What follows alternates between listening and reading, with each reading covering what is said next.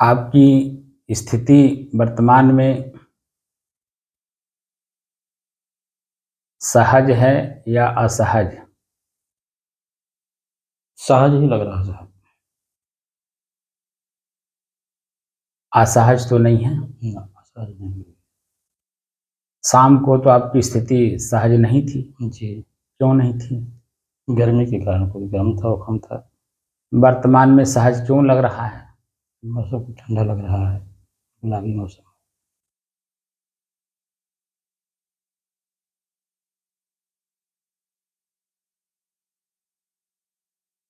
सुबह का वक्त है, जी, रात भर मौसम ठंडा था, जिसके कारण वर्तमान में सहज स्थिति आपको लग रही है। जी, और यही शाम को इसीलिए असहज लग रहा था क्योंकि दिन भर सूरज अपना प्रचंड गर्मी दिखा रहा था और इसी वजह से शाम को उमस महसूस हो रहा था।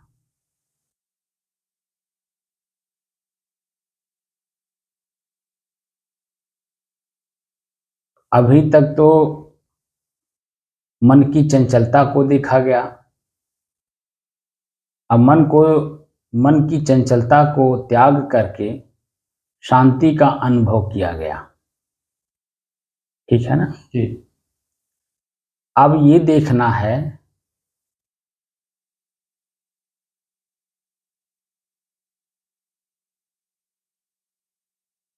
कि मन कितने देर में स्थिर होता है और कितने देर तक इसकी स्थिरता बनी रहती है। अभी तक ले मैं इसकी चर्चा नहीं कर रहा था।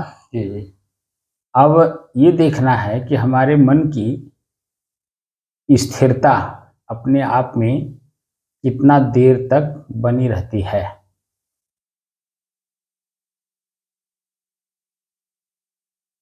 चंचलता त्याग करके शांति का सीधे अनुभव करा दिए जी, और उसके बारे में व्याख्या भी मैंने कर दी थी। जी,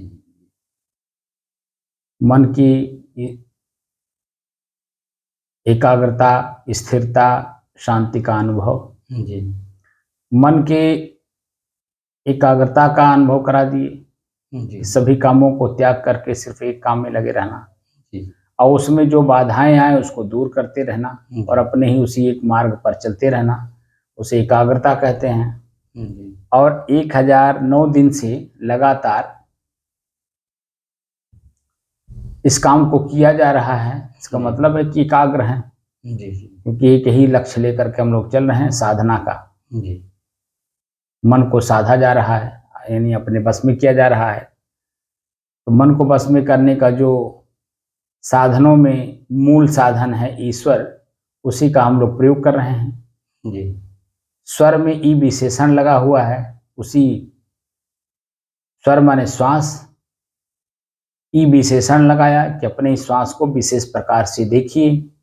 तो विशेष प्रकार से मैं अपने श्वास को देखना शुरू किए तो मुझे पता चला कि मन मेरा है, न कि मैं मन हूँ।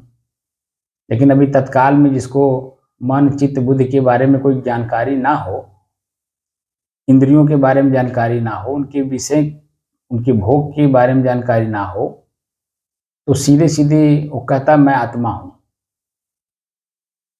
तो आत्मा हूँ मैं वो जब कहता है तो उसे मालूम रहता कि मैं यही हूँ। जी, अब आप आत्मा को देख लिए कि आत्मा स्थिर वस्तु है जी, और वह स्वयं मैं ही हूँ और मैं स्वयं अपने आप में स्थिर हूँ, शुद्ध हूँ, शांत हूँ, एकरस हूँ। मेरे में कहीं कोई चंचलता नहीं है, कहीं कोई व्याकुलता नहीं है, कहीं घबराहट नहीं है। ये सब इसलिए होते हैं कि मैं प्रकृति में मिल गया हूँ, शरीर में मिला हुआ हूँ। शरीर चीनी और पानी की तरह मेरे में घुल मिल गया है। अब उसे मुझे अलग कर देना है, बस इतने काम करना है।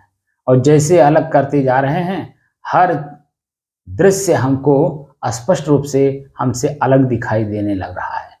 जी, और जो चीज़ें मैं जब पहली बार आपके कान में डाला था कि जैसे इस कक्ष में बैठिए और कक्ष में बैठ करके अपने को देखिए कि दीवार अलग है, वस्तुएं अलग हैं, टीवी अलग है, बेड अलग है, सब कुछ अलग अलग है। और मैं स्वयं इस कक्ष में इन वस्तुओं से, इन दीवालों से मैं अपने आप को अलग महसूस कर रहा हूँ। तो जो अपनी आँख से हम देखते हैं, जिसकी ज़रूरत जब होती है हम उसका प्रयोग करते हैं, और वो सामान भी सुरक्षित रहता है, मकान भी सुरक्षित रहता है, दीवार भी सुरक्षित रहता है, और हम स्वयं अपने आप में भी सुरक्षित रहते हैं। कोई सामान अगर कोई इधर-उधर करता है तो महसूस भी हो जाता है कि मेरा सामान मैंने यहाँ रखा था, वो सामान कहाँ गया? मालूम पड़ जाता है। तो एक चेतना जागृत होती है, आखिर किसने लिया? यहाँ से कहाँ चला गया? कौन लिया? कब लिया? कैसे लिया? किस लिए लिया? तमाम तरह का प्रश्न मन के अंदर में उठता है। हम उसकी जाँच करते हैं, खोज करते हैं, तो पता चला कि परिवार का एक सदस्य किसी ने लिया है, और इस काम के लिए लिया है, और इस समय लिया था। सबका पता चल जाता है। तो मन में शांति रहती है कि नहीं? जी। अगर वो चोरी हो गया हो तो, परिवार के सदस्य से अलावा कोई अगर लिया हो तो मन के अंदर में चंचलता बढ़ जाती है। जी। आखिर कैसे ले गया? तो पता चलता है कि सेन काट दिया। जब सेन काट दिया तो अब वो सर पे हाथ धर करके रोते हैं, बिलखते हैं, चिल्लाते हैं, और 10 लोगों को जनाते भी हैं। आस पड़ोस के लोग, सबको जानकारी हो जाती है। आजकल के प्रिंट मीडिया हो चाहे इलेक्ट्रॉनिक मीडिया हो, बस फट से पहुंच जा रही है आपके यहाँ। बस दूसरे दिन पूरा पेपर में या उसी दिन टीवी में आना शुरू हो जाता है, फलाने के घर चोरी हो गई। तो मैं स्वयं भीतर में अपने सामान को मैं देखता हूँ कि चोरी कहाँ हुई, कैसे हुई। मेरी खुद की शांति खुद मैंने बनाई हुई है, अब मेरी शांति चोरी हो रही है, आपको मालूम है? बोलिए। आपकी जी। खुद की शांति आपसे चोरी हो रही है, आपको मालूम है? परिवार में, समाज में आप खुशी मन से उसको लगाते हैं तो वो चोरी नहीं माना जाता है। परिवार के लोग उठा करके उसका प्रयोग कर लिए तो चोरी नहीं माना जाता है। लेकिन जब दूसरा कोई ले जाता है तो मालूम पड़ता है। जी। तो परिवार मतलब हमारे शरीर की इंद्रियां, हमारा शरीर जब हमारी शांति को भंग करते हैं तो मालूम पड़ता है हमने ये काम किया इसलिए शांति भंग हुआ। तो मन उस पर ज़्यादा विचलित नहीं होता है, चंचल नहीं होता है, परेशान नहीं होता है, दुखी नहीं होता है, क्योंकि उस काम को किया। जैसे खेती करना, किसानी करना, नौकरी करना, बिजनेस करना, कोई टैलेंटता आपके अंदर में है जिसको कला बोलते हैं, किसी भी प्रकार का कला हो, अगर उसको प्रदर्शन कर रहे हैं, यानी किसी भी काम को कर रहे हैं तो आपकी शांति भंग हो रही है, क्योंकि खुद आप शांत स्वरूप हो। और जब जितने भी काम आप कर रहे हो, ये कोई भी काम आपको शांति नहीं देता है। सुख, आनंद, परमानंद भले दे देगा लेकिन खुद की शांति नहीं देगा, क्योंकि उसके पास शांति है ही नहीं। उसके पास क्रिया होगी, शांति कहाँ रह जाएगी सर? मैं क्या कह रहा हूँ, तो क्रिया ही तो मैं बता रहा हूँ कि क्रिया जब होगी तो आपकी शांति अपने आप में भंग होगी कि नहीं होगी? बिल्कुल हो जाएगी। तो वही तो चोरी हुआ। लेकिन क्या हो रहा है कि एक अच्छे काम में आपकी शांति भंग हो रही है, इसलिए वो चोरी नहीं मानी जाती है। लेकिन वही चोरी जब आप कहीं बाहर जाते हो, कोई कल्पना में दौड़ते हो, जो जैसे तीर्थों में जाना, किसी ने कहा कि फला जगह जाइए तो आपको बेटा मिल जाएगा, बेटी मिल जाएगी, आपके शरीर का रोग नष्ट हो जाएगा। बहुत सारे लोग पानी पिलाते हैं। जी। आपके ही अमठ घाट पे जन्म आपने देखा होगा, एक बार कोई बाबा पानी पिला रहे थे, जी। पूरे क्षेत्र भर को पानी लोग पिए। जी। तो अब वो ये सब चीजें जो सुखैती, वजहती, तमाम तरह की जो चीजें हैं, वो आपको लगता है कब, जब बाद में आपको महसूस होता है कि अरे यार मेरा तो सारा कुछ लूट गया। जैसे वो जो बाबा यहाँ पानी पिला रहा था, तो जब वो पकड़ा गया तो जनता को पता चला ना कि कौन था और क्या कर रहा था। बोलिए। जी। जी। लेकिन जब पानी पिला रहा था उस समय में तो नहीं कोई जान पाया, और जब उसकी जांच पड़ताल पहले से चल ही रही थी, और वो अचानक जब पकड़ा गया पेपरबाजी हुई और लोगों को पता चला, तब पता चला क्या, तो मैं तो लूट गया। आप बड़े बड़े जगहों पे जाते हो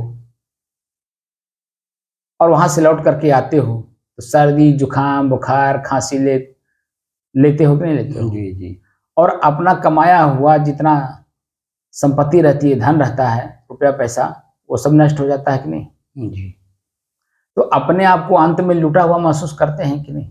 जी यही तो आपकी शांति भंग हुई और उसी में आपको पछतावा होता है, अरे यार कहाँ चले गए।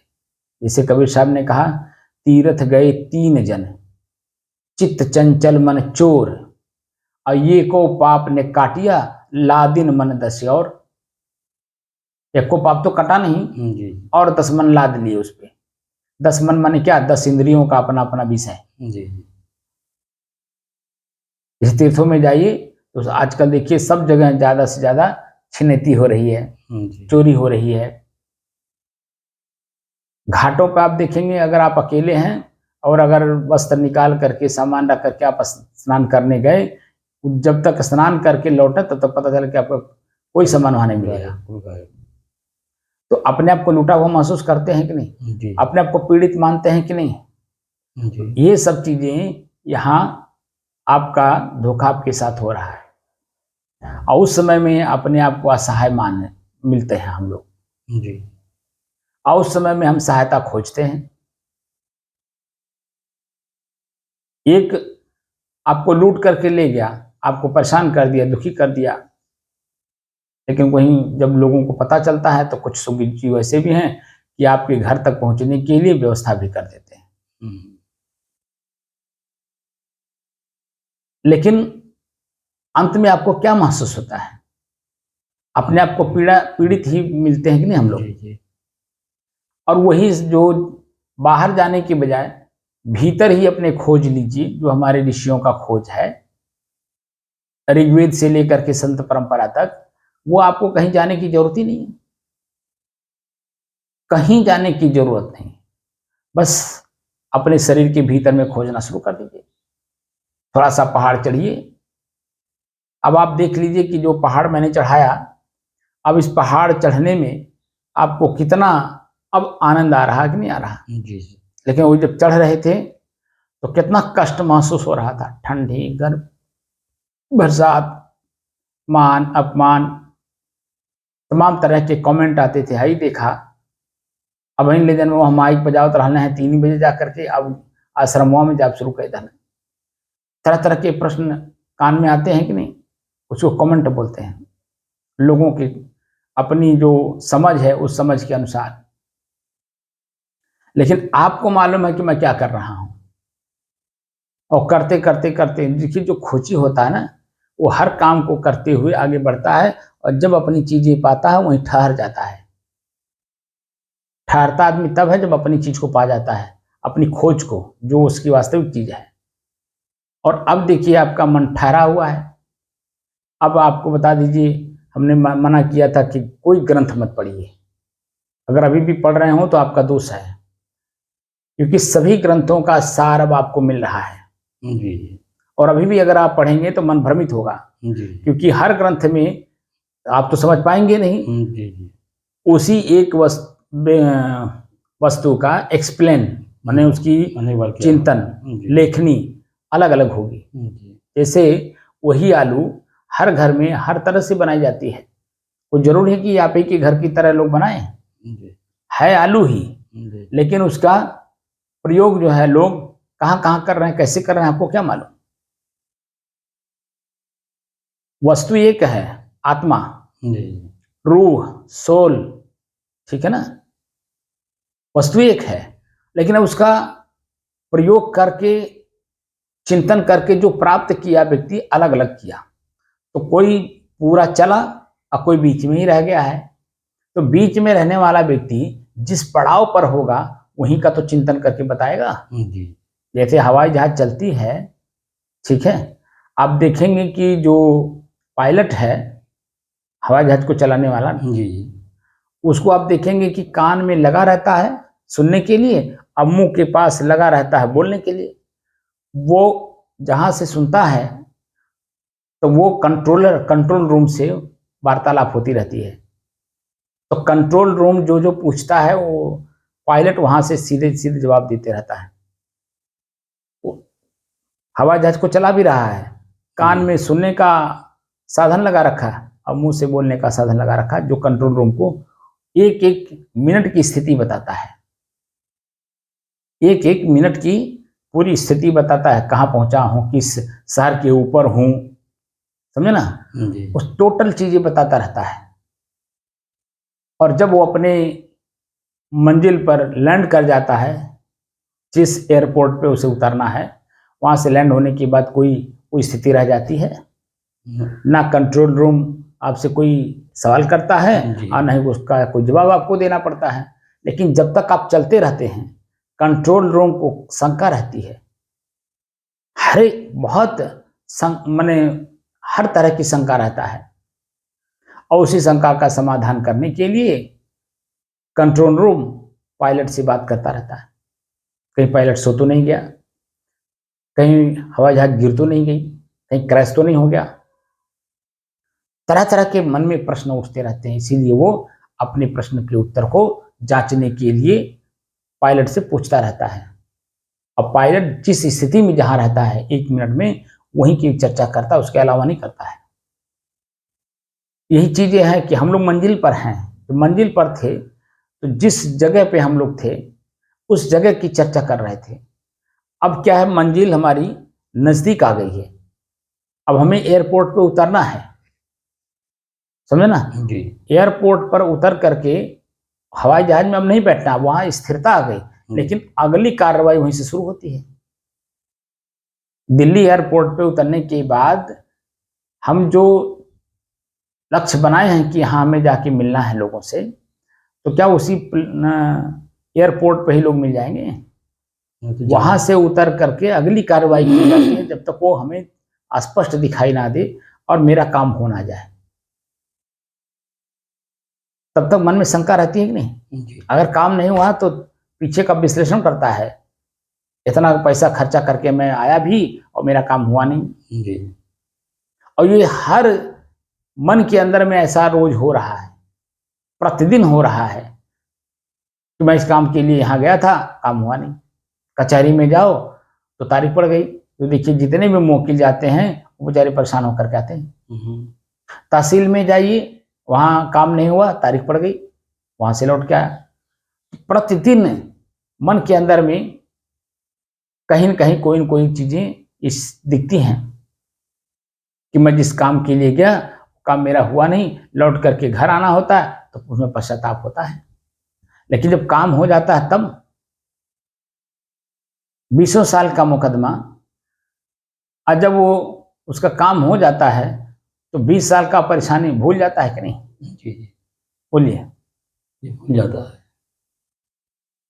हर तारीख में उसने क्या देखा था, वो स्थिति को देख, अपने वर्तमान की स्थिति को देख करके वो सब भूल जाता है कि नहीं। जी। सारी परेशानियां मन की खत्म हो जाती हैं, क्योंकि उसका लक्ष्य पूरा हुआ। चाहे 20 साल लगे, चाहे 30 साल लगे, चाहे जो है 1 पुस्त हो, चाहे 3 पुस्त हो। 3-3 पुस्त तक देखा गया ना। जी चलता है। 4-4 पुस्त तक जो है चल रहे हैं मुकदमे। सिविल की चला करते हैं। जो भी हो, मैंने कह रहा हूं 4-4 पुस्त तक चल रहे हैं। और चौथे पुस्त में जा करके जब व्यक्ति अपने उस लक्ष्य को प्राप्त करता है तो हमारे दादा मर गए, हमारे पिता मर गए, हमारे काका मर गए, कहीं किसी की याद करता है? बस ये है कि चलो मैं जीत गया, केस जो है जीत गया, बस वहीं जो हमें संतुष्टि हो जाती है। तो कुल मिला के कहने का तात्पर्य है कि हम जो मंजिल बना करके चल रहे हैं वो क्या है? एक शब्द है, छोटा सा मोक्ष। मोक्ष क्या होता है उसको हम देखना चाहते हैं, जानना चाहते हैं, समझना चाहते हैं और उसको जीभ पर रख करके चखना भी चाहते हैं, ठीक है। जी। लेकिन काम उस तरह का नहीं करते हैं तो दिखाई कैसे दे? हम लोग उसी के बारे में काम कर रहे हैं, ठीक है, जी पूर्ण रूप से उसी के बारे में काम कर रहे हैं। और मोक्ष क्या होता है वो दिखाई देता है या नहीं देता है। अगर नहीं देता तो किसी भी व्यक्ति को ये कहने की हिम्मत नहीं होती कि जियत न तरे मुँहे का तरी हो, जियत ही जो न तरे। वह व्यक्ति भी यही बात कहता कि भाव मरने के बाद मिलता है, समझे ना। जी वह व्यक्ति जिसको हम कबीर कहते हैं, कबीर साहब के बीजक में ये बातों की जिक्र है कि जियत न तरे मुँहे का तरी हो, जियत ही जो न तरे। जो जिंदा रहते रहते अपने ही वासना से अपने को मुक्त ना कर सके, ठीक है, तो मरने के बाद होगा। बोलिए, धर्म मार्ग कह लीजिए चाहे अध्यात्म मार्ग कह लीजिए, जी दोनों मार्गों में लाखों करोड़ों की संख्या में लोग चल रहे हैं, लेकिन अनुभव कौन कर पा रहा है वासना मुक्ति का? यही प्रश्न है। इसीलिए बताया जाता है कि करोड़ों में कोई एक आदमी, क्योंकि वो अपने लक्ष्य जो लेकर के चला है ना घर से, उस लक्ष्य पे एकाग्रचित होकर के चल रहा है। तमाम तरह के उसके जीवन में व्यवधान आते हैं।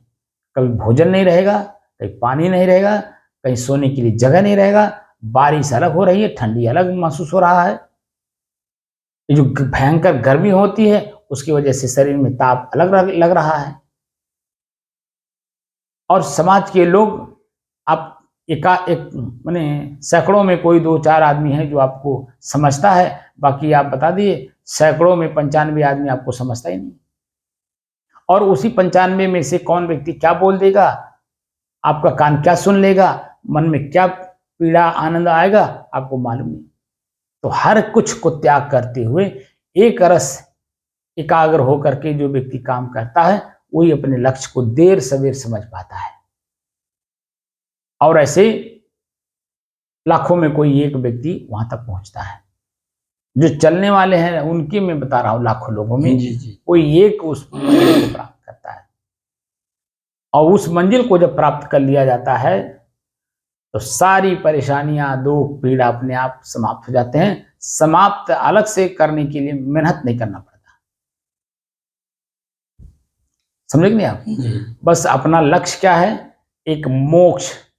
मोक्ष का व्याख्या हर व्यक्ति बड़े सरल ढंग से कर देता है कि मोह का नाश ही मोक्ष है। लेकिन क्या उस व्यक्ति से पूछा जाए कि तुम अपने आंख के मोह से मुक्त हो, अपने कान के मोह से मुक्त हो, अपने जीभ के मोह से मुक्त हो, अपने नाक के मोह से मुक्त हो, अपने लिंग के मोह से मुक्त हो? तो उसको कुछ पता ही नहीं है कि मुक्ति इसी को कहते हैं या कुछ और है।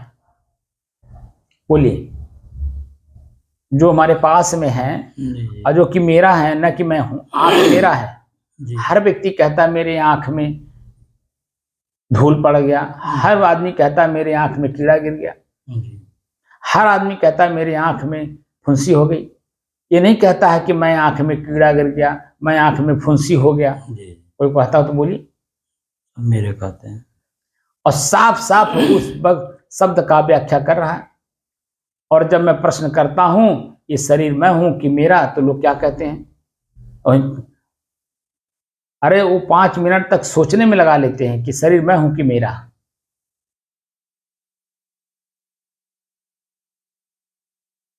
और जब सोच करके बोलते हैं, जैसे अभी वो आकाश आया था, आकाश जो है, जब मैं उससे प्रश्न पूछा कि शरीर तुम हो, मैं हूं कि मेरा, तो साफ साफ कहा कि मेरा। लेकिन जब थोड़ा सा उसको घुमाया, ठीक है, जब उसको मैं थोड़ा सा घुमाया तो अपनी बात पे स्थिर नहीं रह पाया। तब कह रहा है कि नहीं शरीर मैं हूं, जो आप बता रहे हैं इस हिसाब से शरीर मैं हूं। तो फिर थोड़ा सा और घुमाया, तब फिर अपने फिर उसी बात पे स्थिर हुआ कि नहीं शरीर तो मेरा है। तो मैं कहा कि यही तो जानना है कि जो मैं कहता हूं उसमें मैं स्थिर नहीं हूं। और स्थिर इसलिए नहीं हूं कि किसी भी चीज को जानने के लिए और उसमें स्थिर रहने के लिए उसके चारों तरफ जो प्रश्न हैं उन प्रश्नों को जानते नहीं, इसीलिए हम अपने बात पर स्थिर नहीं रह पाते। क्योंकि बुद्धिजीवी जो है कहीं न कहीं आपको उलझा देता है। और उसी उलझन में जो आपकी वास्तविकता है उसमें आप स्थिर नहीं रह पाते हैं, और वो जो बुद्धिजीवी अपना बुद्धि लगा दिया आपके ऊपर, उसी में आप उलझ करके उनकी वाली मान लेते हैं और अपनी जो वाली आप छोड़ देते हैं। जिसमें आप स्थिर हैं, जिसको आप वास्तव में मजबूती के साथ जान रहे हैं, उसको आप छोड़ देते हैं और उसकी वाली मान करके, और जब वो अपना बुद्धि लगा करके जो उसका लक्ष्य है वो आपसे जब प्राप्त कर लेता है, उसके बाद आपको जैसे रस चूस लेने पे गन्ने का खुइया जन्म त्याग दिया जाता है, ऐसे ही जो है वह आपको आपके भीतर का जो रस है वो ले लेता है जी। और आपको लेने के बाद आपको छोड़ देता है। फिर वो आपसे वार्तालाप नहीं करेगा, ना आपके पास दिखाई देगा, क्योंकि तो अपना काम करके चला गया। जब वो अपना काम करके चला जाता है और जब एक आध 2 दिन 4 दिन बीतता है और जब आप उसको अपने पास नहीं देखते हैं, ठीक है, तब आपको आपका मन खोज करता है, यार ये हुआ क्या है। तब पता चला यार तू मुझे लूट के लेके चला गया। तब पता चलता है ना जी। कि मेरी अपनी कमाई वो बड़े सहज भाव से वो मुझसे खुद प्रेम से ले गया, डकैती डाल के ले गया। एक होता डकैती दुख दे करके लिया जाता है, यहाँ साक्षात डकैती आपको प्रेम से ले गया आपका सामान, और जब वो अपना सामान पा गया अपने लक्ष्य के अनुसार, आपको खोया की तरह छोड़ दिया। तब अब आपके अंदर में पश्चाताप होता है, तब वहां देखिए आप चौकन्ना रहते हैं। लेकिन फिर भी कोई न कोई बुद्धिजीवी आपको ठग ले जाता है। जीवन के आखिरी पड़ाव में जब हम चिंतन करके अपने कर्मों को देखते हैं, तब मुझे पता चलता है कि मैं हर जगह सिर्फ लूटा गया, मेरा अपना कोई नहीं मिला। अंतिम पड़ाव पर इस बात का अनुभूति होता है कि मेरा जीवन पूरा का पूरा बेकार चला गया। इन धूर्तों, बेईमानों, ठगों के बीच में रह करके सिर्फ ठगा गया और कुछ नहीं मिला मुझे। ये हर घट घट की कहानी है, घर घर की कहानी नहीं, घट घट की कहानी है। जब वो अपने आखिरी पड़ाव में आता है तब उसे महसूस होता है कि मैं कहाँ कहाँ लूटा और कौन कौन लोग मुझे लूटे और कैसे कैसे लूटे। आखिरी पड़ाव जब हमारा ये जो गला है रुंध जाता है कफ से, जब मैं बोल नहीं पाता हूँ, कान से मैं बाहर की आवाज सुन नहीं सकता हूँ, आंख से बाहर का दृश्य नहीं देख सकता हूँ, उस समय में जो मेरी घबराहट होती है भीतर से, उसमें जब हम चिंतन करते हैं तब देखते हैं कि हमारे परिवार के लोग भी हमको ठगे, हमारे मित्र लोग भी हमको ठगे प्रेम से, और हमारे शरीर की हमारी इंद्रियां भी हमको ठग ले गई, और मैं पीड़ित होकर के शरीर छोड़ने जा रहा हूं। पीड़ा के अलावा कुछ नहीं दिखाई देता है और असहनीय पीड़ा होती है, और उसी पीड़ा से हमको समय रहते समझना होता है। और किससे? जो मेरे परम हितैषी हैं वो हैं संत, क्योंकि वो भी अपना यही काम कर रहे हैं। जो व्यक्ति अपना स्वयं काम करता है उनके पास जाने वाला उनको भी वही काम सिखाते हैं, बाबू ये काम ऐसे होता है। वो करते आपको करके नहीं दे देंगे, वो खाली बता देते हैं कि अपना काम स्वयं करना होता है और इस काम को ऐसे से करो। अगर मैं जिस काम को कर रहा हूं इस काम में तुमको प्रियता हो तो कुछ दिन मेरे पास रह के सीख लो, फिर अपने घर जा करके अपना काम करो।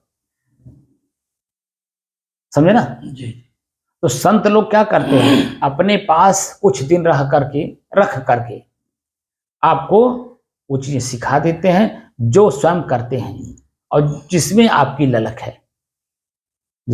ललक है वही काम वो कर रहे हैं, और वही काम अपना काम आपको आपके घर जाकर के नहीं सिखाते हैं, वो अपने जगह पे स्थिर रहते हैं। जो आपके घर जाके सिखा रहा हो इसका मतलब वो ठग है,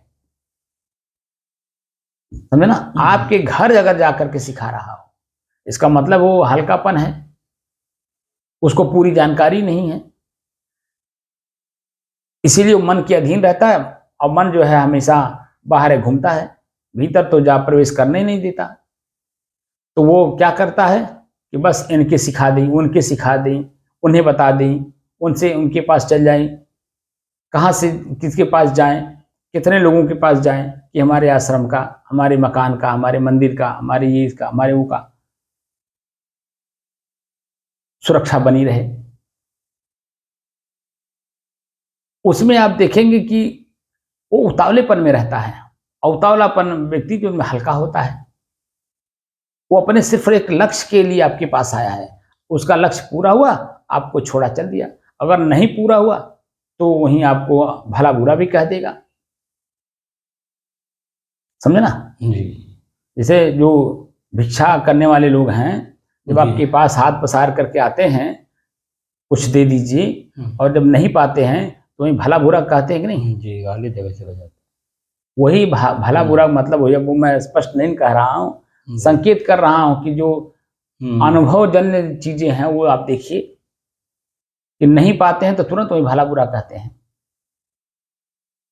लेकिन जो वास्तव में अपने आप में रहता है ना, वो कहीं भटकता नहीं है, वो अपने काम में मशगूल रहता है। जैसे किसान अपने खेती में मशगूल रहता है, उसको कहीं इधर उधर जाने आने का कहीं उसको जरा सा भी समय है? बोलिए। अगर किसान है तो अपने ससुराल नहीं जा पाता जल्दी, 10 साल 5 साल 20 साल हो जाता है, नहीं जा पाता है। बहुत रेयर केस में वो जा पाता है, जब शादी विवाह या कोई घटना होती तब, नहीं तो वो भी नहीं जा पाता है। कई ऐसे भी लोग हैं कि जीवन व्यतीत हो जाता है कि ससुराल नहीं गए हैं। ऐसे ऐसे लोग मिलते हैं समाज में, क्योंकि हम लोग घूमते हैं ना, तो हम लोग घूमने पे तरह तरह के लोग मिलते हैं, और जो अपने काम में नहीं है उनको तो देखिए वो कब मौसी के यहाँ पहुंच जाएंगे, कब मामा के यहाँ पहुंच जाएंगे, कब ससुराल पहुंच जाएंगे, कब साड़ू के यहाँ पहुंच जाएंगे, कोई पता नहीं रहता है, क्योंकि उनके पास कोई काम है नहीं है।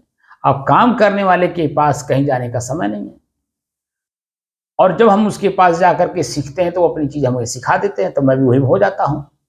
खेती करना हो, बिजनेस करना हो, कोई कलाकारी करना हो, जैसे सिलाई सिखाने वाला कहीं घर घर जाकर के नहीं सिखाता है, जो उसके पास आता है उसको सिखाता है। किसी भी तरह का कलाकार जो है घर घर जाकर के नहीं सिखाता है, उसके पास आ करके सीखने वाले को सिखाता है, क्योंकि उसमें पूरा समय देना पड़ता है और मन से लगन से काम करना होता है, देखकर जानकर समझ करके करना होता है। इसीलिए जो व्यक्ति अपने काम में मशगूल है, वो उसके पास समय ही नहीं है कहीं जाने आने का, और उसके पास स्वयं जाकर के सीखना होता है। ऐसे ही हमारे संत हैं, संत अपनी स्थिति में मस्त रहते हैं, उनके पास कहीं जाने आने देखने सुनने का समय ही नहीं है।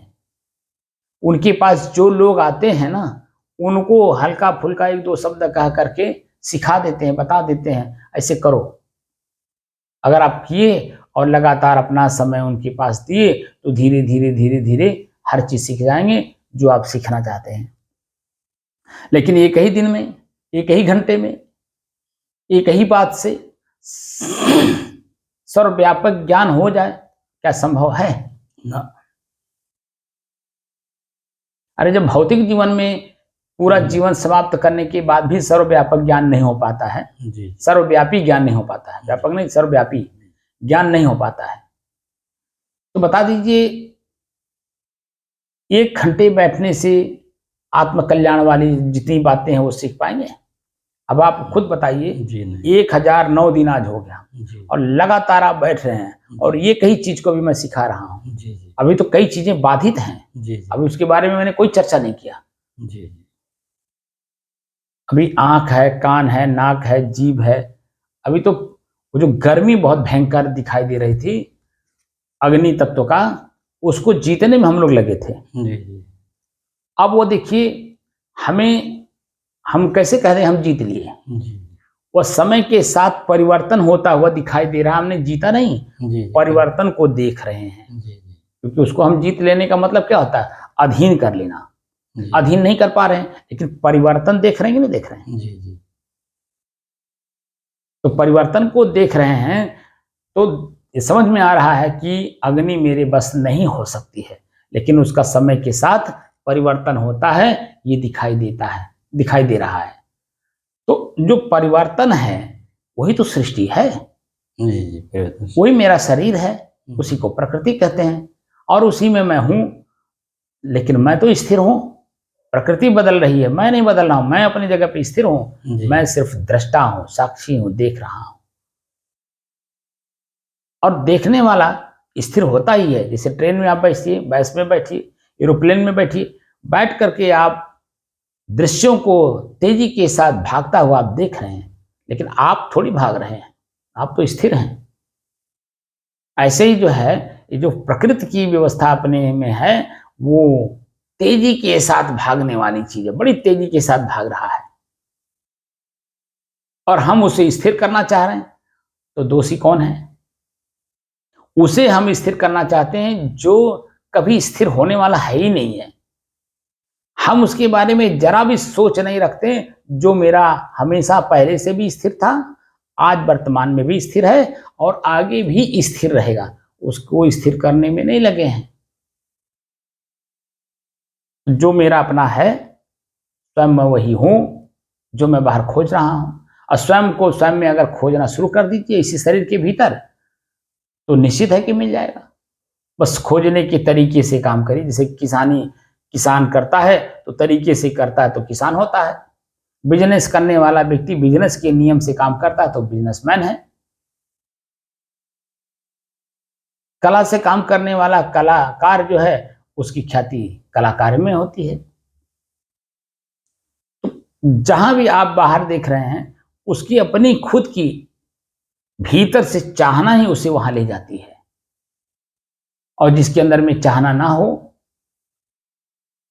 वो पूरा जीवन जी लेता है, पता भी नहीं चलता है कि वो जीवन किस तरह से जिया, क्योंकि उसके अंदर में कोई ललक नहीं है, कुछ जानने का, सीखने का, समझने का कोई ललक नहीं है। बस अपने मन के बड़वा राजा बने घूम रहा है। जैसे हिरन जो है अपने मन का बड़वा राजा बन के घूम रहा है। किसी भी जानवर से अगर पूछ लेता बाबू पानी कहाँ है, जी, तो वो भटकता? बोलिए, नहीं भटकता। किसी भी अन्य जानवर से पूछ लेता, क्यों नहीं पूछ पा रहा? क्योंकि वो स्थिर है ही नहीं है। और जब स्थिर नहीं है तो किसी से कैसे पूछेगा? अरे किसी से संबंध बनाने के लिए स्थिर होना पड़ता है, उसकी वाली अपने स्वयं करना पड़ता है, तब हम एक दो बात उससे मनवा पाते हैं। जैसे घर में पत्नी ही हो, व्यवहारिक रूप से उसके साथ अपना मनोभाव जो हमें व्यक्त करना है, वो देखिए हफ्ता महीना दिन के बाद और हफ्ता महीना दिन तक जो हमें उसकी बात माननी पड़ती है। तब हमारी वाली कभी एक आध महीने के बाद जब थोड़ा सा जब जान जाती है कि अभी विचलित हो रहे हैं, तब हल्का सा आपके मन की बात मान लेती है। अपने जिसके साथ साथ फेरे आप लिए हैं, नहीं तो वही जो है आपको अपने मन अनुकूल काम करने नहीं देती, क्योंकि आपका मन तो कब कहाँ कैसे अपने मन की बात मनवाने की इच्छा जाग जाती है, आपको क्या मालूम है? बोलिए। जी जी। इसीलिए स्वयं को जानना है और स्वयं को जानने के लिए मुझे खुद को स्थिर होना पड़ता है। और स्थिर व्यक्ति के पास रह करके जब अपनी स्थिरता को सीखा जाता है, जाना जाता है, देखा जाता है, समझा जाता है, तब जाकर के धीरे धीरे धीरे धीरे अपनी स्थिरता आती है। वो जो मेरी मन की अपनी कल्पना है, उस कल्पना से हकीकत की तरफ जब बढ़ते हैं, तो कल्पना और हकीकत दोनों में जमीन आसमान का अंतर दिखता है। कल्पना तो कल्पना होता है और हकीकत पृथ्वी पे साक्षात दिख रहा है। तो अब अनुभव हो रहा होगा कि जितना भी कल्पनाकार लोगों ने मुझे बताया, उन सभी कामों को मैंने किया और करने के बाद कहीं मुझे शांति मिली नहीं। लेकिन यह है कि लगातार हम चलते रहे।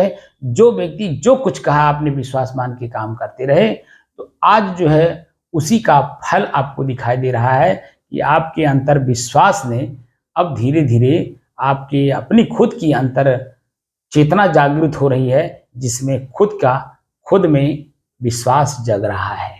जी सही है गलत कहना? जी जी, बिल्कुल सही। अगर वही काम आप पहले से ना किए होते विश्वास वाला, जी और चल करके जा करके ना देखे होते, तो वो मन की कल्पना और हकीकत दोनों में जमीन आसमान का अंतर दिख नहीं पाता, बल्कि उसी में आप घूमते रहते।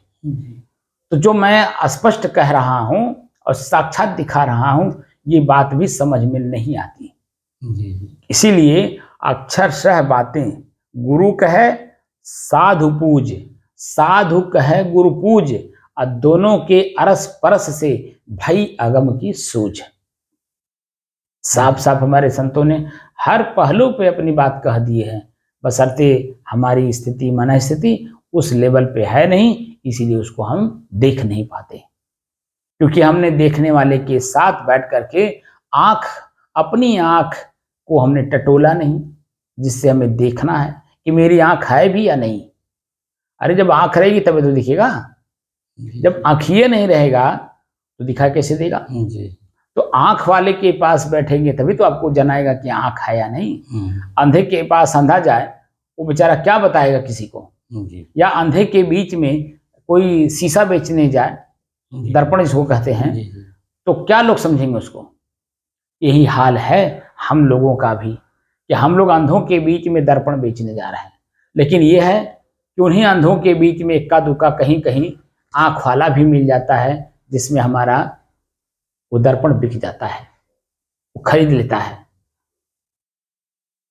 और वो उसका आनंद उठाता है, और उसके आनंद में मेरा भी कुछ फायदा हो जाता है। भाई बिकेगा तभी तो कुछ हमें मिलेगा। जो मेरी लागत है, शीशा मैं तो बनाता नहीं हूँ, मैं भी कहीं से खरीदा हूँ, तो जो खरीदने में लागत लगी है वो तो मिल ही रहा है। उसके अलावा हमारी जो मनो इच्छा है, जो मैं जितना बता रहा हूँ, मैंने उस लागत से ऊपर कि इतना हमें प्रॉफिट होना चाहिए, तो वो प्रॉफिट भी हमें मिलता है और मन खुश होता है कि नहीं। बोलिए। वह व्यक्ति भी खुश है क्योंकि उसे दर्पण मिल गया, और वो दर्पण बेचने वाला खुश है क्योंकि उसके अपने मन अनुकूल लाभ मिल गया। समझे ना, लागत से कई गुना लाभ मिल गया। तो दोनों में अंतर्द्वंद नहीं रहेगा, बल्कि दोनों के संबंध आजीवन चलेंगे, क्योंकि दोनों की इच्छाएं एक जैसी हैं, उसमें अंतर्द्वंद नहीं है। उसको दर्पण की जरूरत थी, उसको मिल गया, इसीलिए अपने वो जो कीमत देता है वो नहीं देखता कि ये लागत से कई गुना हमसे ले लिया है, वो नहीं कुछ देखता, क्योंकि उसकी चाहत है कि उसे दर्पण की जरूरत है, इसलिए वो ले लेता है। लेकिन अगर दर्पण की जरूरत ना हो और दर्पण आप उसको जबरदस्ती देना चाहें तो लेगा वो, और लेगा भी तो अटपटे मन से लेगा। तब वो अपने कीमत को देगा, आपकी कीमत नहीं देगा, अपनी कीमत से चाहेगा कि आप दे दीजिए। अगर आपको गर्ज हो तो दे दीजिए, ना गर्ज हो तो आप वहां से हट जाइए। यही स्थिति है। तो जो समाज के लोग हैं धर्म मार्ग में तो आते हैं, लेकिन अध्यात्म में नहीं आ पाते, तो वही अटपटे मन से अध्यात्म को खरीदना चाहते हैं। तो अध्यात्म को मैंने बताया ना, अध्यात्म किसको कहते हैं। अध्यात्म शब्द को संधि विच्छेद करेंगे तो अधि धन आत्मा होता है, और अधि जो अधूरा शब्द है, इसको जब हम पूरा करेंगे तब तो उसमें दो शब्द बनता है, अध्याय और अध्ययन। तो किस अध्याय का अध्ययन करना है, यानी खोज करना है, तो उसी में है आत्म। आत्म शब्द का मतलब होता है स्व, स्वयं, मैं और निज। अर्थात पूरे अध्यात्म शब्द का मतलब होता है कि स्वयं मैं कौन हूं। शंकर जी कौन है, राम जी कौन है, हनुमान जी कौन है, कबीर साहब कौन है, तुलसीदास जी कौन है, पतंजलि कौन है, कणाद कौन है, ये जानने की जरूरत नहीं होती है। उनका जो मूल उद्देश्य है कि तुम स्वयं को जानो, वो बातें समझ में आ जाती है कि वह भी यही बात कह रहे हैं कि तुम अपने आप को जानो। वह भी, उन लोग भी वही अपने चरित्र से भी, अपनी वाणी से भी, अपनी लेखनी से भी वो यही बात कह रहे हैं कि तुम अपने आप को जानो। अब तुम जब अपने आप को जानोगे तो किस जगह पे खड़े हो, ये बात आपको समझ में आ जाएगी। तो आप चौराहे पे खड़े हो, अर्थ धर्म काम और मोक्ष के, तो किस दिशा में आप जाना चाहते हो वो दिशा स्पष्ट दिखाई देगा, और उसी दिशा में आप जब चलने लगोगे, पैर से चलना मतलब काम करना, और जब काम करने लगते हो तो आपका लक्ष्य नजदीक होने लगता है कि नहीं। अर्थ धर्म काम और मोक्ष आपको मिलने लगता है, क्या जो आपके अंदर में चाहना है। जी। तो पूरा मानव जीवन किस जगह खड़ा अगर ये टटोल ले तो मालूम हो जाएगा कि चौराहे पर खड़ा हूं। साक्षात चारों दिशाओं के रास्ते मेरे सामने हैं, अब मैं जाना किधर चाहता हूं ये मेरे ऊपर निर्भर करता है। अब जिधर आप जाना चाहते हैं उधर का रास्ता आपको मिलेगा। तो अगर आप किसी से समझ करके, जो उसका विशेषज्ञ है, अगर चलेंगे तो निश्चित तौर पर आप रास्ते के बारे में जानकारी प्राप्त कर लेंगे, किलोमीटर भर का। परक परक पर का नहीं बताएगा, परक परक पर तो आप चल करके देखेंगे, जी वो किलोमीटर पे हर चौराहे का ज्ञान बता देगा। लेकिन जब आप चलते हैं तो परग परग का आपको ज्ञान होता है, और वही परग परग चल करके आपको अपनी मंजिल को प्राप्त करते हैं, तो उसी में आप सुख दुख भोगते हैं। तो यहाँ जो अनुभव कराया जा रहा है, वो अनुभव वह मोक्ष का रास्ता है कि मोह का नाश हो करके मैं कहाँ जाता हूं या मेरी क्या स्थिति बनती है। अब जब आप 1 घंटा 40 मिनट या 40 मिनट तक आप लगातार जो बैठे हैं, उसमें आप देखिए किसका मोह प्रभावी हो रहा है, बेटे का, बहू का, नाती का, घर का, दुकान का, या अपने शरीर का, या अपने शरीर के बारे में जो अन्य क्रियाएं हैं उसके बारे में। कहीं बता दीजिए किसी का ख्याल हो रहा है? यहाँ तक कि मैं बैठा हूँ, मेरे पैर में दर्द हो रहा है, मैं बैठा हूँ इस कक्ष में, इसमें उमस है, उमस के कारण गर्मी हो रहा है, इतना भी ज्ञान नहीं रह जाता है, इसका भी ख्याल नहीं होता है। सही कह रहा हूँ गलत? ठीक है सर, सही कह रहे हैं। तो मोह का नाश हुआ कि नहीं? जी। अब मोह का नाश करके जो अनुभूत कर रहे हैं वो अपनी स्थिरता का कर रहे हैं जी। कहीं आपको आने जाने की जरूरत नहीं है, बल्कि जो आप हैं उसका अनुभव हो रहा है। तो मूल तत्व तो क्या है कि मैं स्वयं को जानना चाहता हूं, और स्वयं को जानने के बाद मेरी स्थिति क्या बनती है उसको हम साक्षात देखना चाहते हैं। जी जी। तो साक्षात क्या अनुभव हो रहा है कि मन में कुछ है ये नहीं है जी। तो जहां आप हैं वहां स्थिर हैं कि नहीं? जी स्थिर है। बोलिए जी। जब आपके मन में कुछ नहीं है तो वहां स्थिर है कि नहीं? जी स्थिर। और वही स्थिरता हम दूसरे वस्तु में, व्यक्ति में, स्थान में खोज रहे हैं, तो कैसे मिल जाएगा? क्योंकि वो तो मेरे भीतर है, वो स्वयं मैं ही हूं, मैं स्वयं अपने आप में स्थिर हूं। लेकिन अपनी स्थिरता का ज्ञान कहाँ? क्योंकि मेरा मन चंचल है, मेरा चित्त चंचल है, मेरी बुद्धि चंचल है, और मेरी क्रियाएं चंचल करके मेरे मन को और बढ़ावा दे रही हैं। तो ये सब चीजें दिख रही हैं कि नहीं दिख रही हैं? एकदम स्पष्ट दिख रही हैं। और अब जो है हम लोगों को आभास हो रहा है कि मैं कौन हूं और मोक्ष क्या है, मोक्ष मिलने के बाद की स्थिति मेरी कैसी बनती है, वो धीरे धीरे मजबूत होगा। इसीलिए मैं कह रहा हूं कि 24 घंटे लगातार जब आप बैठे रहेंगे जी जी और किसी प्रकार का कोई ज्ञान ना रहे, तब आपकी स्थिति हल्की फुल्की मजबूत मानी जाएगी। जी। हल्की फुल्की।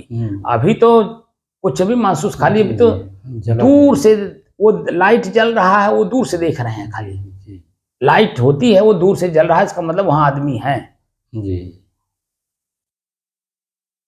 अभी जो अनुभव हुआ है स्थिरता का, ये दूर का लाइट है देखने के लिए, और जब उसी में हम धीरे धीरे नजदीक होते जाएंगे और जब उसी लाइट के नीचे आ जाएंगे, तब दूर से देखना बंद हो जाएगा कि नहीं? क्योंकि हम लाइट का प्रयोग करने लगे तो लाइट देखना बंद हो जाता है। सही है गलत? जी जी। वो तो दूर से अभी देख रहे हैं, क्योंकि अभी इंद्रियां हमारी जो है हमारे बस में नहीं हो करके, बल्कि अपने बस में हमको कर रखी हैं, इसीलिए चंचल कर देती हैं।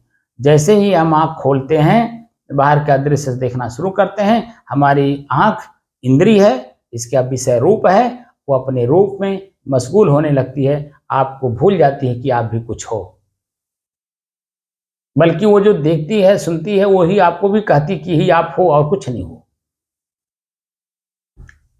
तो दिखा दिखा करके आपको उसी में चंचल करती रहती है, और आप भी हैं कि उसी में चंचल होते रहते हैं। तो चंचलता, वो जो प्रभावी दृश्य कर दिया, प्रभाव अपने ऊपर आपके ऊपर डाल दिया, वही प्रभाव ही तो चंचलता है।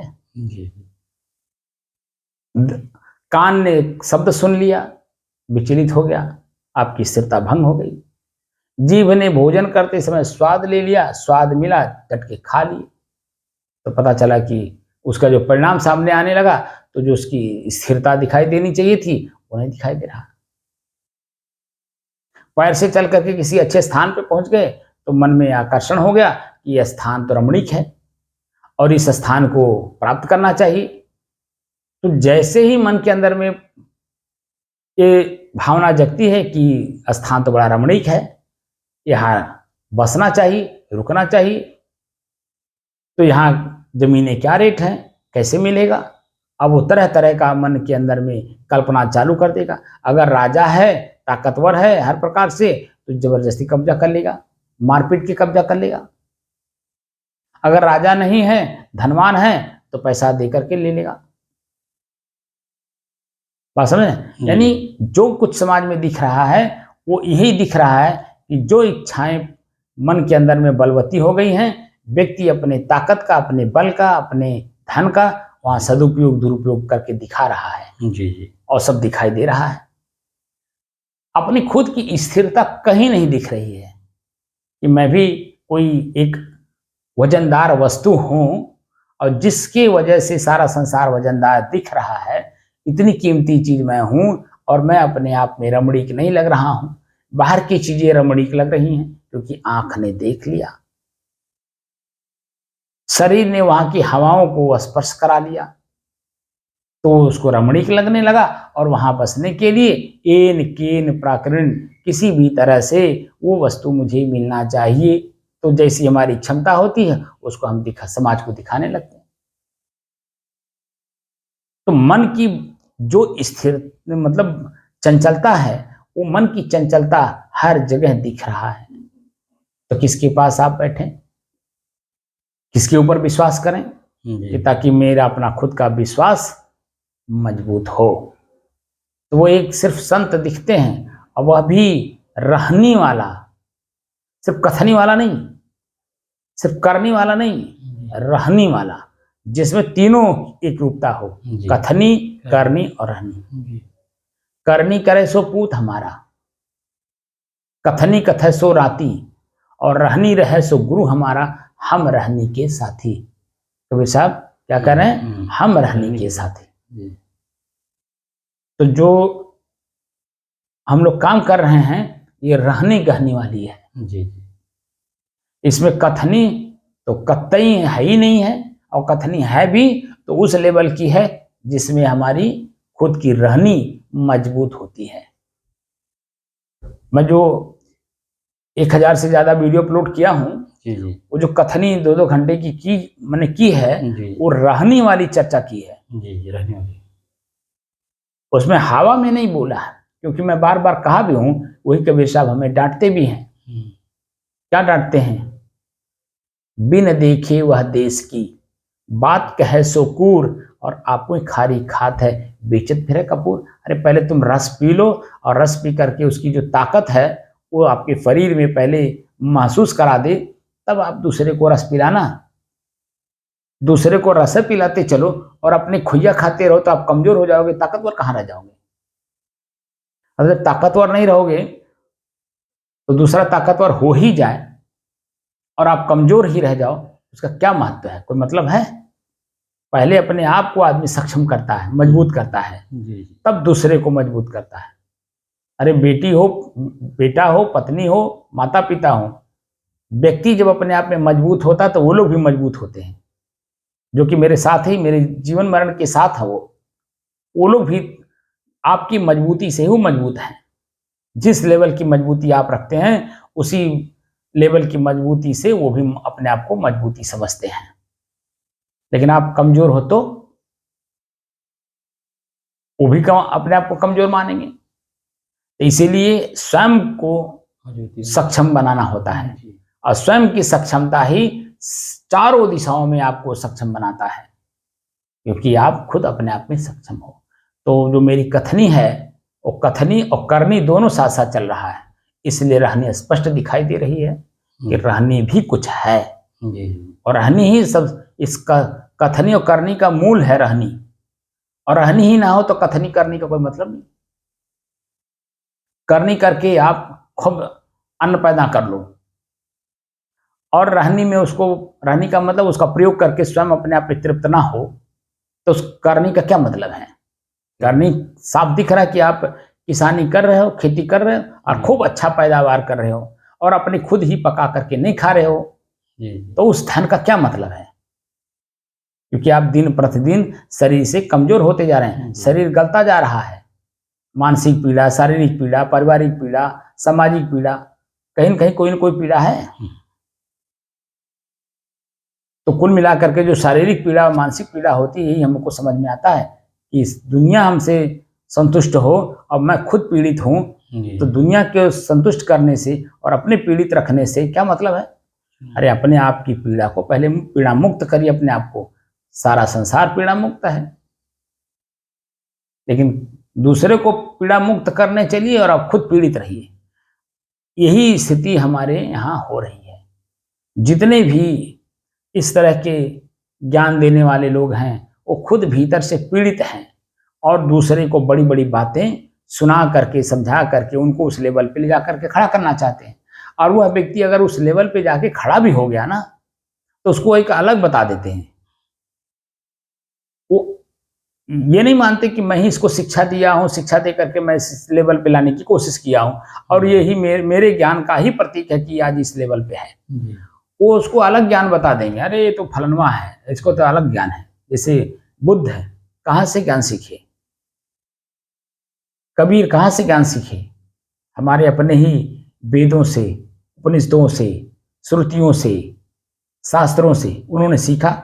और परंपराएं हमारी संत की थी, संत परंपरा से सीखा उन्होंने। जी जी। तो बता दीजिए कबीर अलग कैसे हो गए, बुद्ध अलग कैसे हो गए, महावीर अलग कैसे हो गए? बोलिए।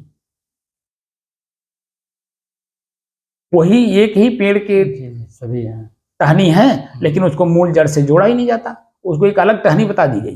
यानी टहनी का मतलब एक अलग पेड़ ही बता दिया गया, और जो कि उस टहनी से जुड़ा हुआ है। तो यहाँ स्पष्ट दिख रहा कि नहीं? वो बताने वाला चंचल है क्योंकि खुद अपने आप में स्थिर नहीं है, इसलिए वो कुछ बालकवत बुद्धि का काम करता है। वो कभी कुछ मांगेगा, कभी कुछ कहेगा, कभी कुछ कहेगा, कभी कहीं बैठेगा, कभी कहीं बैठेगा। बच्चे की स्थिति शारीरिक देखते हैं कैसी बनती है। जैसे अभी बालक था वहां पे रमन, जो सजनवा से आया था, यही आपके सामने आप देखिए, वीडियो में है उसका। जितना देर बैठा है उतना देर अपने शरीर को ही तोड़ मरोड़ रहा था। मतलब उसकी शारीरिक स्थिति मन के साथ चल रही थी, इसलिए जो मन कर रहा था भीतर से वैसा वो कर रहा था। उसको जरा सा भी डर नहीं कि मैं कहाँ बैठा हूँ, माता पिता पास में मार भी देंगे, लेकिन कुछ नहीं, बिल्कुल जो उसके मन में आ रहा था कर रहा था। यही स्थिति है सबकी। ज्ञानियों की भी बच्चेवत जैसी स्थिति है। जो दूसरे को उपदेश करते हैं ना, वो ज्ञानी अपने आप को जो मानते हैं, उनकी भी स्थिति बच्चे जैसी है, क्योंकि मूल तत्व को तो जानते नहीं। अब मूल तत्व को न जानने की वजह से उनकी स्थिति बच्चे जैसी है, हिरण की जैसी है।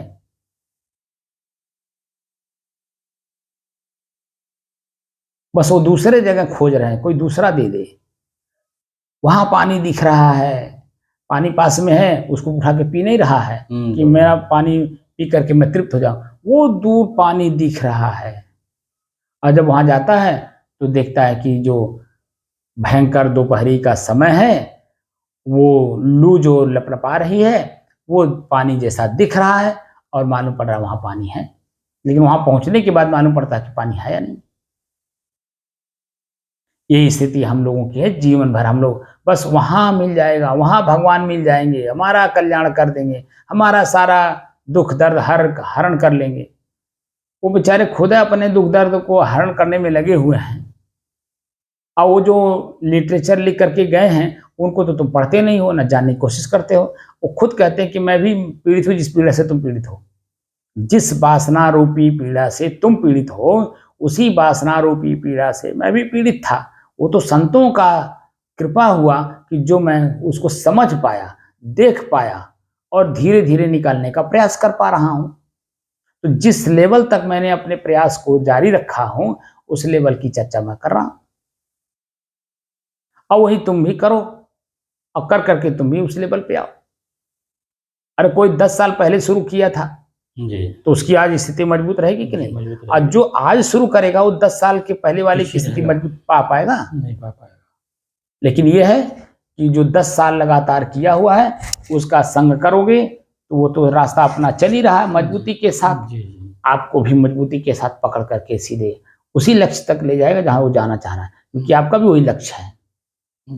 तो धीरे धीरे जो 10 साल पहले सीखा था वो भी सिखा देगा, और जो आज आप मिलने के बाद जो आगे सीखेगा वो तो आपके सामने रहेगा ही। जी, दोनों बातें रहेगी कि नहीं? जी।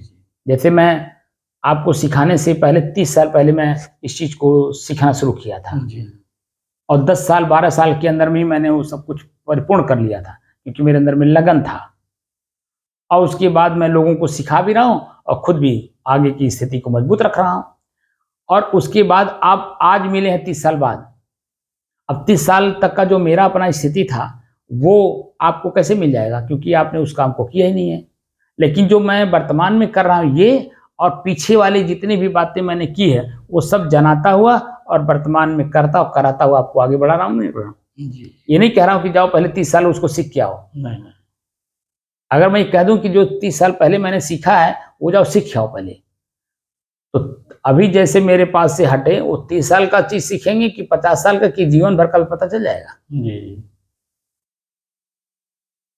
क्योंकि जो सीखे हैं मन उसी में लीन है, और उसके अलावा कुछ दिखेगा ही नहीं आगे पीछे दाएं बाएं। जी तो ये जो आप मेरे साथ बैठ रहे हैं लगातार, अब पिछला चीजें अपने आप छूट रहा है। जी अब वर्तमान में जो हम कर रहे हैं वो स्पष्ट दिख रहा है।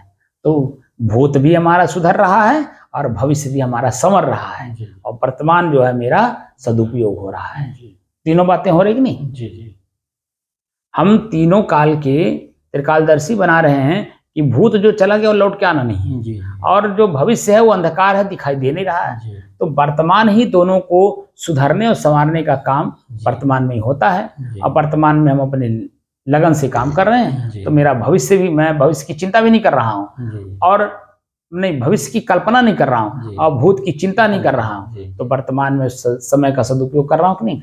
जी तो जो वर्तमान दिख रहा है इसी में मेरा भूत और भविष्य दोनों अपने आप में समझ जाएगा। मजबूती के साथ हमको दिखाई भी दे रहे हैं। जी करना है कि नहीं करना है ये भी महसूस हो रहा है, और जो करने लायक काम है वो कार्य किया जा रहा है, और जो नहीं करने वाला काम है वो हम लोग छोड़ते भी जा रहे हैं।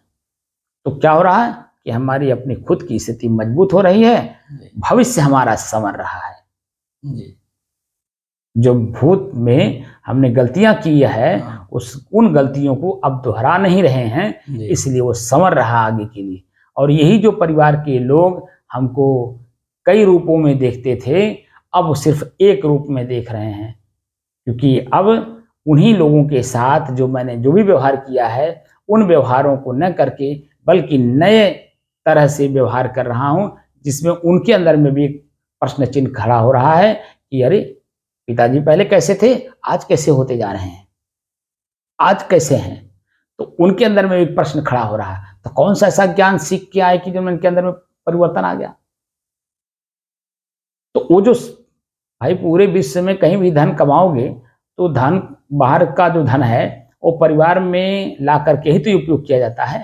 जी तो ये जो ज्ञान है जो दिया जा रहा है, इस ज्ञान को भी तो प्रयोग कहाँ करेंगे, अपने परिवार में ही तो, जी क्योंकि परिवार ही हमारा लैब है, और उसी लैब में टेस्ट करने से हमारी स्थिति मजबूत होती है, और उसी लैब से सीख करके मेरी स्थिति बाहर भी मजबूत होती है। लोग देखते हैं, जानते हैं। हर विद्यार्थी साइंस वाला अपने स्कूल के लैब में ही वो टेस्ट करके आगे बढ़ता है, तो विश्व लेवल का साइंटिस्ट बनता है। अगर अपने ही लैब में वो टेस्ट ना करे तो विश्व लेवल का जो स्थान है, ठीक है, जी वहां कैसे पहुंचेगा? खाली मौखिक रूप से? नहीं मौखिक रूप से तो लाखों लोग हैं, करोड़ों लोग हैं, लेकिन साइंटिस्ट कोई कोई होता है, क्योंकि वो अपने लैब में खुद को मजबूत करके टेस्ट करके आगे बढ़ता है। तो थ्योरी और प्रैक्टिकल उसका साथ साथ चलता रहता है, इसलिए वो मजबूती के साथ जहाँ कहीं भी अपनी बात को रखने का मौका पाता है वहाँ बड़ी मजबूती के साथ अपने बात को रखता है और काम भी करके दिखा देता है। तो लोग जो है आपके साथ चलने उठने बैठने सोने जागने के लिए तैयार रहते हैं, और आपके सुख दुख में शामिल होने के लिए तैयार रहते हैं। जो आपके रिक्वायरमेंट हैं उनसे वो आपको पूरा प्रोवाइड कराते हैं, और जो आपसे रिक्वायरमेंट उनको रहता है वो आप पूरा उनको संतुष्ट करते हैं, तृप्त करते हैं। तो दोनों की जो संबंध है आजीवन यथावत बनी रहती है कि नहीं? जी यही चीजें यहाँ मैं सिखा रहा हूँ कि जो मेरा लैब है वो मेरा परिवार है, जी और ज्ञान जो सीख के जा रहे हैं उनके बीच में प्रयोग करने की जरूरत होती है। जी और जब प्रयोग करेंगे तो निश्चित तौर पे उनके अंदर में परिवर्तन दिखाई देगा, उनके मन की स्थिति परिवर्तित होगी। मन की स्थिति जब परिवर्तित होती है तो धरातल पे हर चीजें परिवर्तन दिखाई देने लगता है। तो हम लोगों को क्या करना है, अपनी स्थिति को जितना मजबूत कर पाए उसको कहते हैं स्थिरता। तो स्थिरता में मन जितना भी स्थिर रहे वो हमारी स्थिति मजबूत होगी।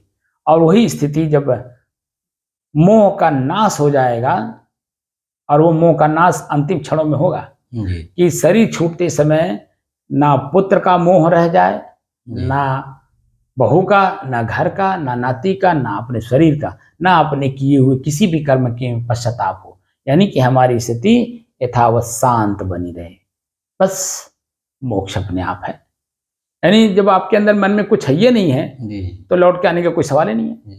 अरे वैसे भी उदाहरण ले लीजिए, जब आप घर छोड़ते हैं और अपने अटैची में या बैग में या झोला में जो कुछ भी आप रखना चाहते हैं और रख लिए, तो स्टेशन से घर लौट के आना पड़ता है क्या लेने के लिए?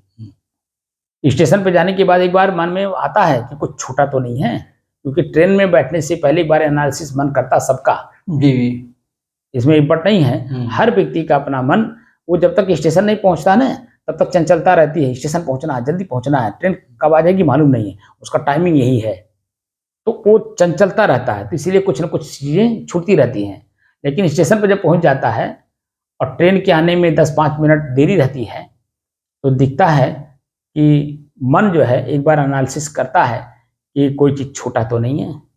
आज जब छूटा रहता है तो फोन करके मंगा लिया जाता है कि भाई इतना समय है और जरा जल्दी लेके आ जाओ, क्योंकि मेरे आने जाने में ट्रेन छूट सकती है, इसलिए मैं आ नहीं सकता और तुम ला करके दे जाओ।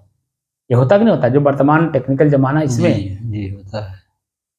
लेकिन मान लीजिए कोई लेने वाला, ला करके देने वाला ना हो तो तब पुनः आपको जाना पड़ता है ना, भले ट्रेन छूट जाए, क्योंकि जिस काम से जा रहे हैं और जो काम करने के लिए जो कागज पत्र तैयार किए हैं या पैसा रुपया भूल गए हैं, तो उसके लिए आपको ट्रेन छोड़ना ही पड़ता है, इसलिए लौट के आना पड़ता है।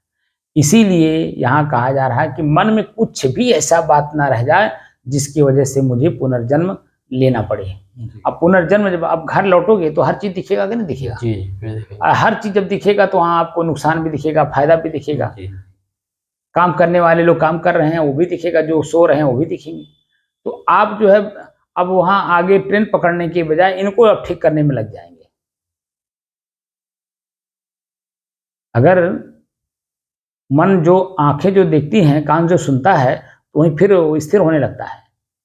अरे कैसे जाएं, अभी इन्हन के तो कमा कुल करबन करी हैं, अभी तो कुछ सूतत हैं, इन्हें कौन चिंता ना बा, मन उसमें उलझ जाता है। और जब वहां नहीं थे तो सूतें, गावें, बजावें, करें, कुछ करें, आपको कुछ दिख रहा है क्योंकि आप अपने लक्ष्य में जा रहे हो। तो अपने लक्ष्य में चलना, न कि किसी को देखना। तो हमारी इंद्रियां जो है अपने चीजों में ना उलझें और ना मुझे उलझाने की कोशिश करें, इसीलिए आंखों को बंद करना होगा, कान को बंद करना होगा, जीभ को बंद करना होगा, पैर को चलने से बंद कर रोकना होगा, हाथ से कुछ करना रोकना होगा। यानी हर तरह से अपने आप को रोक रोक करके स्थिरता को मजबूती प्रदान करना होगा, और वो स्वयं ही आपको हमको करना है। जिसको मोक्ष चाहिए उनके लिए, जिनको मोक्ष नहीं चाहिए वो तो मनमानी अपना काम कर ही रहे हैं, उनको तो इसकी जरूरत नहीं। और हम लोग भी आज तक ले वही काम किए हैं जो लोग कर रहे हैं। आज कुछ चेतना आई है कि मैं क्या कर रहा हूं, मुझे क्या करना चाहिए, तो उसमें दिखाई दिया कि मैं तो गलत दिशा पकड़ रखा हूं। तो गलत दिशा से सही दिशा चलने के लिए हम लोग थोड़ा सा अच्छा काम करने लगे, और जब अच्छा काम कर रहे हैं तो दिखाई दे रहा है कि मेरा रास्ता तो सचमुच ये है और हम भटक गए थे। तो उस काम को छोड़े बिना ये हमारा सही रास्ता हमको समझ में आएगा ना? तो उसको छोड़िए और अपनी सही दिशा में चलिए, तो उसमें आपको जगह जगह पे पड़ाव मिलेंगे। उसमें एक शब्द है मोक्ष, वो भी दिखाई देगा, जो कि वो एक पड़ाव है, एक चौराहा है, उसको भी क्रॉस करना है, लेकिन मोक्ष दिखाई देगा। इस चौराहे को मोक्ष कहते हैं, ठीक है ना जी? तो मोह का नाश किए बिना वो चौराहा स्पष्ट रूप से दिखाई देगा नहीं जी, क्योंकि मन जो है मोह में ग्रसित है, मोह से ग्रसित है, मोह में लीन है। ग्रसित भी है और मोह में लीन भी है, इसलिए वो अलग से दिखाई देता नहीं। जैसे चीनी पानी एक में लीन है, इसलिए चीनी अलग दिखाई देता नहीं, वो तो वो जीभ पर रखने के बाद पता चलता है कि इसमें चीनी कितना मिला हुआ है, मिला भी है कि नहीं मिला ये भी मालूम होता है। इसलिए जीभ पर रखने का मतलब क्या, स्वयं साक्षात दर्शन करना, तो वही अनुभूति इसको कहते हैं, महसूस करना। इसीलिए शुरुआती दौर में श्वास को देखने की आंख से तो दिखाई देता नहीं, लेकिन महसूस करने के लिए कहा गया कि नहीं, और वह भी वेदना संवेदना के आधार पर। वेदना कष्ट को कहते हैं, संवेदना सुख को कहते हैं। सुख के आधार पर, सुख दुख के आधार पर अपने श्वास को देखिए। वर्तमान समय में मेरा श्वास मुझे कष्ट दे रहा है, पीड़ा दे रहा है, दुख दे रहा है या आनंद की अनुभूति कर रहा है, तो किस कारण से ऐसा हो रहा है, उस कारण को जान जाएंगे तो ये जो अनुभूति वर्तमान में हो रही है ये गौण हो जाएगा। वो अनुभूति ही नहीं होगा, महसूस होना ही नहीं होगा, बिल्कुल सामान्य हो जाएगा। जो विशेष प्रकार से दिख रहा है ना, उसका कारण जान जाएंगे तो ये विशेष प्रकार से रह ही नहीं जाएगा, क्योंकि मन को जानकारी हो गई कि तो इस कारण से हो रहा। और ये कारण कब तक रहेगा, स्थिर तो है नहीं, इसलिए वो कारण का निवारण अपने आप हो जाता है और हमारी स्थिति एकदम सामान्य बनी रहती है। ना हम सुगंध लेने लगते हैं, ना दुर्गंध से उठ के भागने लगते हैं, बल्कि सामान्य अवस्था, दोनों स्थितियों में सामान्य अवस्था में रहते हैं। वही सामान्य अवस्था ही सहज अवस्था है और वही आपकी अपनी स्वयं की है। असहज और सहज तो हमने खुद बना रखा है, क्योंकि जो कि मैं स्वयं सहज हूं, असहज बना रखा हूं, चाह चाह करके, इच्छा करके, कल्पना करके। बस उन्हीं को छोड़ दीजिए, जो सहज स्वभाव आपका है, सहज स्वरूप है, वो आपको एकदम अपना स्पष्ट दिखाई देने लगेगा। दिखाई भी क्या देता है, वो तो हो ही आप जी। बस वही अपने आप में स्थिर हो जाना है। जो मैं हूं, जो मैं स्वयं हूं, बस उसी में स्थिर हो जाना है और उसी स्थिरता को मजबूती के साथ क्रिया में स्पष्ट हमें दिखाई दे कि हम 4 घंटा बैठे, मन हमारा कुछ नहीं सोचा, न कल्पना किया, न याद किया, न स्मरण किया, न ख्याल किया, न महसूस किया, न अनुभव किया, कुछ नहीं, बस एक रस मेरी स्थिति एकदम बनी हुई है स्थिरता की। बात समझा जी। इसी को मजबूत करना है, जितना मजबूत हम लोग कर पाए वही हमारी मजबूती, हमारे स्वयं की स्वरूप स्थिति का प्रतीक बनेगा। जी। जब हम उसे देखेंगे, जानेंगे और जब प्रयोग करने लगेंगे, बस खट से उसमें प्रयोग हो जाएगा, यानी उसी में जाके समा जाएगा। और जब स्वरूप स्थित हो गया तो सारी स्थितियां अपने आप आपसे अलग हो गई और आप अपने आप में अलग हो गए। और फिर उसकी जो अपनी स्थिति है यथावत, जब तक आप इस शरीर में रहेंगे वो अपने आप में एकदम यथावत स्पष्ट दिखाई देगा। क्रियाएं होते हुए भी क्रियाएं नहीं होंगी, क्योंकि मन से आप कर ही नहीं रहे हैं, इसीलिए उसको पकड़ेंगे नहीं, क्योंकि आप तो कहीं और हैं। तो जैसे मान लीजिए भोजन करना है, भूख लगा है, तो डट के नहीं करेंगे, दबा के नहीं करेंगे। जब डट के दबा के नहीं करेंगे तो उससे उत्पन्न होने वाली स्थितियां आपकी हल्की रहेंगी। दबाव, तनाव, खिंचाव, दर्द, पीड़ा कुछ महसूस नहीं होगा, क्योंकि भोजन आप कम कर रहे हैं, क्योंकि अपनी स्थिति को देख रहे हैं कि भोजन अगर मैं कर लूंगा दबा के तो मेरा शरीर दबाव में आ जाएगा और हमारी जो सहज स्थिति बनी है ये असहज हो जाएगी। और उसके लिए हमें दूसरे का सहारा भी लेना पड़ेगा, और दूसरे का सहारा लेने का मतलब है उसकी वाली भी करना पड़ेगा समय से। अगर उसकी वाली समय से हम नहीं करेंगे तो उसका हम दोषी हो जाएंगे, यानी ऋणी हो जाएंगे, क्योंकि उसकी प्रतिक्रिया का प्रतिक्रिया भी देना होगा। तो इसलिए सार्वभौमिक विचार वहां जागृत हो जाता है। सर्वव्यापी विचार अपने आप में आ जाने के कारण हमारी स्थिरता बनी रहती है, समझे ना जी। इसलिए अपनी स्थिति को हमें मजबूत करना है और अपनी मजबूती ही हमारी सब कुछ है। वो आगे जितने भी शब्द का प्रयोग किया जाएगा उन सभी स्थितियों शब्दों में आप अपने आप को, बस आपकी एक ही चीज बहुत शब्दों में फिट बैठेगा। वह जितने भी हमारे धर्म के लोग हैं, जिन जिन जगहों पे अपने अपनी भाषा में जो लोग जो कुछ कह रहे हैं बस उसी चीज को ही कह रहे हैं जो आप अनुभव कर रहे हैं, ठीक है ना जी। कोई अंग्रेजी में कह के उसको समझाना चाहता है, कोई उर्दू में, कोई फारसी में, कोई संस्कृत में, कोई हिंदी में, कोई भोजपुरी में, कोई अपने क्षेत्रीय भाषा में। बात वही है। हे तनी पानी लिया देबा हो, बड़ा प्यास लगल बा, ये आपकी क्षेत्रीय भाषा है। जी प्यास लगा है, जरा पानी पिला देना, ये वहां का हिंदी भाषी क्षेत्रों का है। जी प्लीज गिव मी वाटर, तो वो अंग्रेजी भाषा का है।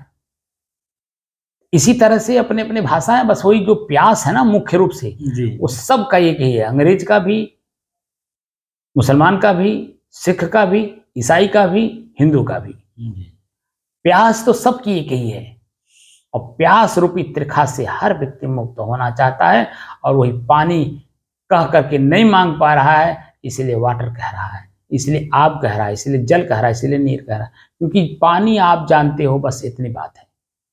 और पानी न कह पाने की वजह से आपकी समझ बढ़ नहीं रही है, क्योंकि शब्द जो सुन रहे हैं उसमें आपकी समझ ही नहीं है। वो वाटर वाटर कह रहा है, और आप उसको क्या समझ रहे हैं, वो तो आप वर्तमान समझता है कि व्यक्ति क्या समझ रहा है।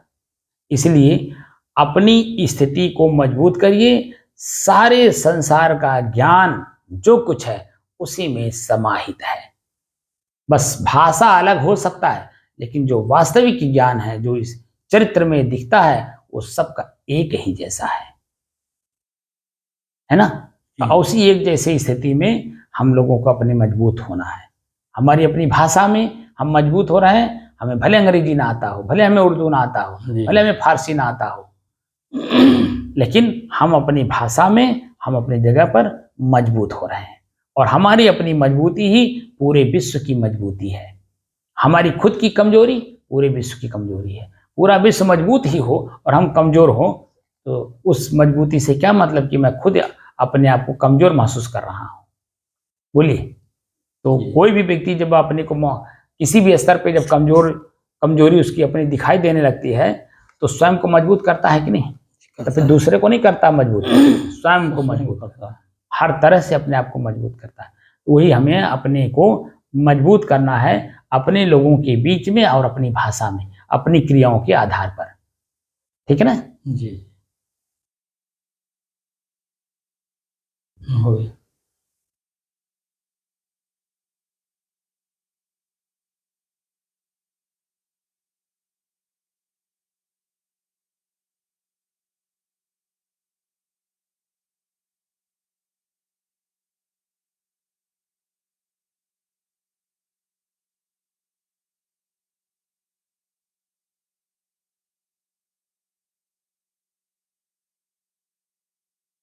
अपने ही चंचल मन को